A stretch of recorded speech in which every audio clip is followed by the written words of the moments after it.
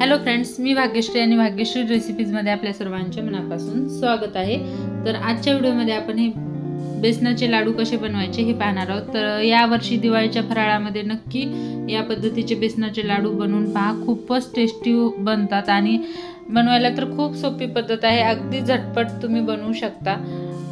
तर पाहायला तर पाहू शकता किती भन्नाट दिसत आहेत आणि खायला पण तितकेच टेस्टी लागतात। तर इथे मी एक तोडून दाखवते। तर हे पाहू शकता अगदी सहज तुटल्या जातात।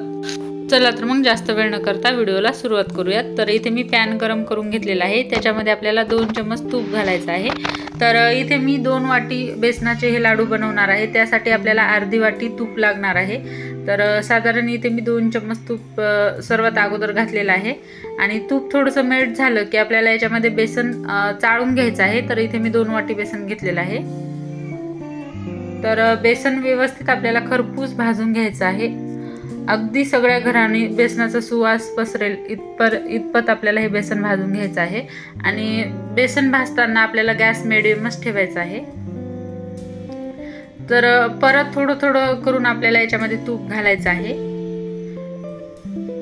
तर मी खूप दिवसापासून या पद्धतीने बनवते, तर परफेक्ट आपलं हे प्रमाण आहे। 2 वाटीसाठी अर्धी वाटी आपल्याला तूप लागते। तर थोडं थोडं तूप घालत घालत आपल्याला अगदी कलर चेंज होईपर्यंत हे बेसन भाजून घ्यायचं आहे। तर परत मी राहिलेलं सर्वच तूप घालणार आहे। एकदा जर तूप घातलं तर बेसनाच्या गुठळ्या होतात आणि आपले लाडू दाणेदार बनत नाहीत, त्याच्यामुळे आपल्याला थोडं थोडं करूनच घालायचं आहे।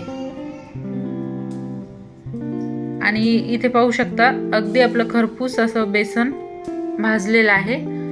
तरी सुद्धा आपण 1 ते 2 मिनिट परत याला परतून घेऊयात, कारण थोडंसं जरी कच्चं राहिलं तर टेस्ट बिघडते, त्याच्यामुळे आपल्याला रिस्क घ्यायचा नाही। कमी गॅसवर परत 1 ते 2 मिनिट याला भाजून घ्यायचं आहे। जेव्हा बेसन तूप सोडायला लागेल तर समजायचं आपलं बेसन भाजलेलं आहे। तर इथे मी थोडंसं पाण्याचा शिडकावा घातलेला आहे आणि परत 1 ते 2 मिनिट मी भाजून घेतलेलं आहे, म्हणजे कच्चं पण राहिला असेल तरी सुद्धा निघून जाईल आणि आपले लाडू एकदम टेस्टी होतील।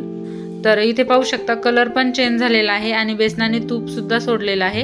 आपलं बेसन तयार झालेलं आहे। तर आता हे बेसन मी एका प्लेटमध्ये ओतून थंड करून घेते। थोडंसं नॉर्मल थंड हवं आहे आपल्याला।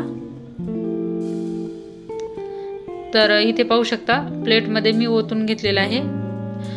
जास्त थंडही नाही करायचं आणि जास्त गरमही नाही ठेवायचं। जर जास्त गरम असलं तर साखर एकदम मेल्ट होईल आणि आपले लाडू बांधल्या जाणार नाहीत, आणि जास्त जर थंड असलं तर साखर याच्यामध्ये ह्या पिठामध्ये मिक्स होणार नाही। त्याच्यामुळे आपल्याला मीडियम हाताला थोडंसं कोमट लागेल इथपर्यंतच गरम करायचं आहे। आणि त्याच्यानंतर इथे मी पाव वाटी साखर घेतलेली आहे। तर साखर आपल्याला थोडी थोडी करूनच घालायची आहे। तर 2 वाटीसाठी मी पाव वाटी साखर वापरलेली आहे। तुम्हाला जर जास्त गोड आवडत असेल तर 1 वाटी देखील वापरू शकता। तर हाताने व्यवस्थित मिक्स करून घ्यायचं आणि मिक्स करून घेतल्यानंतर अशा पद्धतीने आपल्याला लाडू वळून घ्यायचे आहेत, व्हिडिओमध्ये पाहू शकता। तर हातामध्ये थोडंसं बॅटर घेऊन एकसारखं आपल्याला मॅश करत करत राहायचं आहे आणि गोल गोल करत हा मस्त दाणेदार असा लाडू आपल्याला वळून घ्यायचा आहे। तर व्हिडिओमध्ये पाहू शकता किती मस्त आपला लाडू तयार झालेला आहे, पाहू शकता। तर असेच मी बाकीचे लाडू बनवून घेते। तर हे पाहू शकता मी पूर्ण लाडू बनवून घेतलेले आहेत ना तोंडाला पाणी सुटायसारखे। तर मैत्रिणींनो, आजचा हा तुम्हाला लाडूचा व्हिडिओ कसा वाटला नक्की मला कमेंट करून कळवा, आणि नेक्स्ट तुम्हाला फराळाचा कोणता पदार्थ पाहायला आवडेल हे सुद्धा मला कमेंट करून कळवा। आणि जर माझ्या चॅनलवर जर नवीन असाल तर असेच नवनवीन व्हिडिओ पाहण्यासाठी माझ्या चॅनलला नक्की सबस्क्राईब करा, सोबतच बेल आयकॉन देखील दाबा, म्हणजे मी टाकलेल्या नवनवीन व्हिडिओची नोटिफिकेशन तुम्हाला मिळेल। तर लवकरच भेटूयात अशाच एका नवीन व्हिडिओमध्ये। तोपर्यंत बाय बाय, धन्यवाद।